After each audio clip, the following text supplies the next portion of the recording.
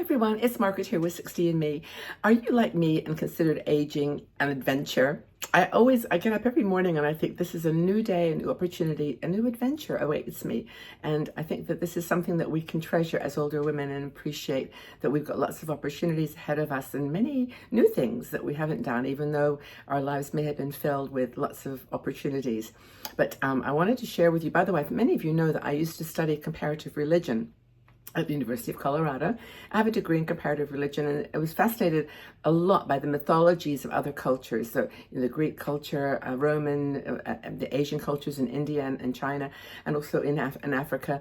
They have such rich stories that explain, the journey of life and the different stages. And one of the authors that we read a lot of was Joseph Campbell, who wrote a book called The Hero with a Thousand Faces. And he wrote this amazing book about this hero theme that seems to go through so many cultures in their mythologies, in their stories. In the olden days were passed down verbally and then were written down.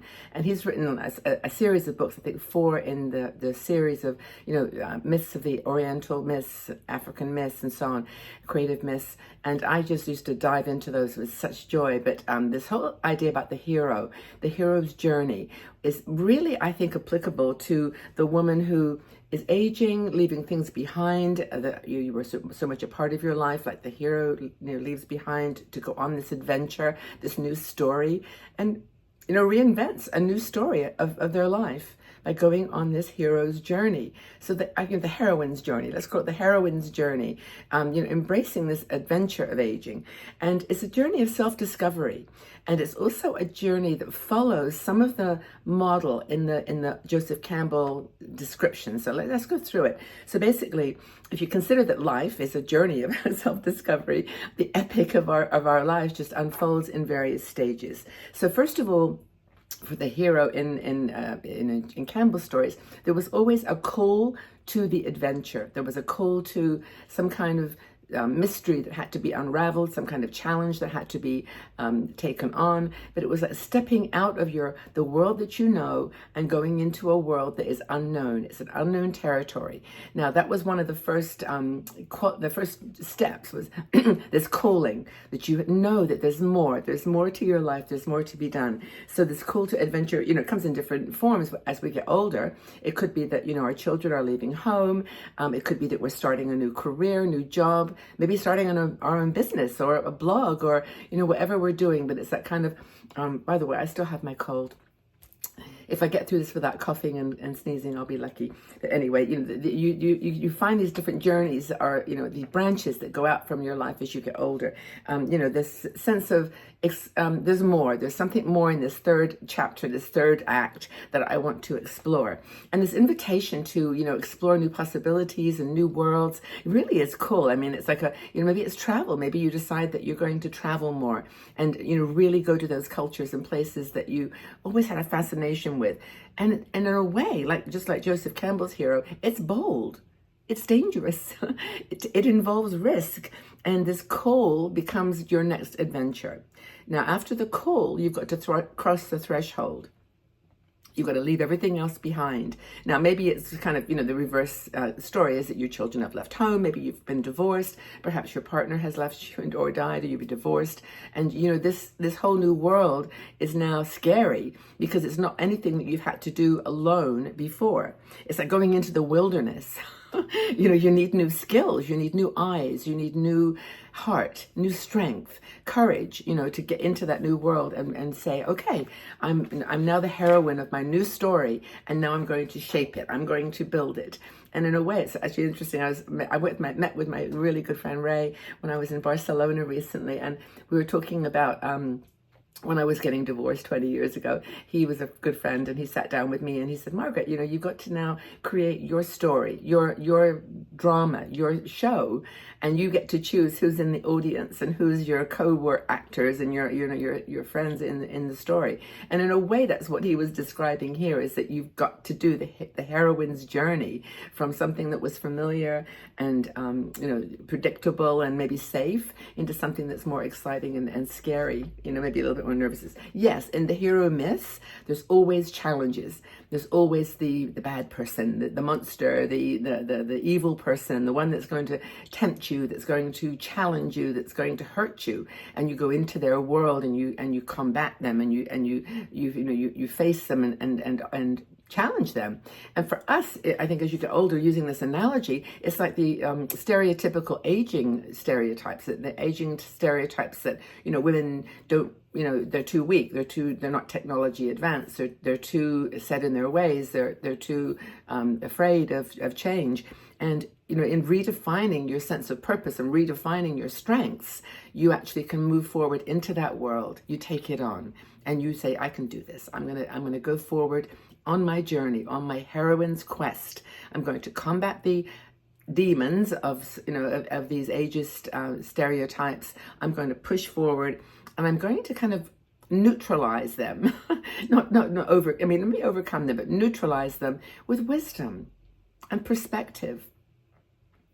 And the sense that you have got something stronger than what that obstacle might be offering. Now, these in the mythologies that Campbell talked about, there were always real monsters, like monsters of different designs. Like they had dragons and sometimes in mythological stories they were the enemy, the other side, because they had hooks in their cultures that they could identify with. Those things meant something. But these, our monsters might just be our fears. Our monsters could be people, toxic people in our lives that have held us back, that have said, don't do that you can't do that. You don't know how to do that. You're going to fail at that. That's not for you. It's not like you. And then you have to remember that they are the little demons that you have to overcome. You have to move forward and you have to push past them, and you have to find communities. And that's actually another element of the Joseph Campbell stories, is that people tended to leave their familiar community, their family, their home, what they knew, and move into new worlds where there were different communities, like 60andMe, to use that analogy to keep it going. It's like, you find communities where we'll hold on to you. We'll hold your hand. We'll give you strength. We'll give you support. We'll say, it's okay. You can do this. Yeah, you can move to Italy and buy start a new life. You can do this book. You can write this thing. You can take on a new career. And those communities like 60andMe, and there's many others now, this, will be there by your side. Our Patreon group, I don't think I've ever seen a group of more supportive friends. And I've had lots of networks of friends over my life, but this group is a supporters group for 60andMe. We meet Monday and Wednesday in a live show. And I'm telling you, there's so much support and love that goes between people. People are meeting up in real life, and those are the groups on the other side of the adventure that are there to help you fight those enemies and those demons and those things that are holding you back. Definitely there's an ordeal, there's a challenge, there's a fight. And sometimes in that fight is where the transformation takes place. It's where you say, I'm going to take this on, I'm going to do something I've never done before, and I'm going to win. And that ordeal then becomes your journey. And I think it's such a powerful image. I really, truly do. It's where you face your deepest fears. It's where you encounter and deal with your deepest insecurities.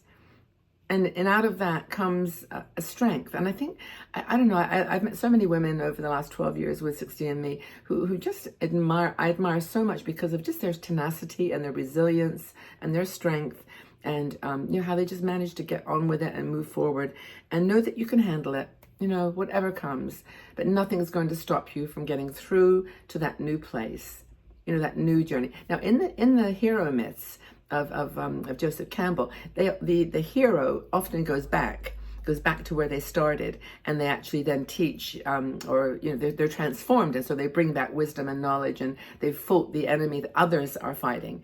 And we're all aging. We've got, if we can get through this and at the end of our lives give something back to the young people that are looking for us to be helpful and give perspective, because we're closer. We know that we can handle whatever life throws our way. Now, I know there's some maybe there's some specific goddesses and gods and heroes that you'd like to have chat about. And I've actually got another video I'm going to do on goddesses, because there's some really cool ones. But I think the end of all of this is that you come out of it with a sense of greater wisdom and strength of character, and that's the reward that always comes at the end of this process that Joseph Campbell talks about with the hero with 1,000 faces.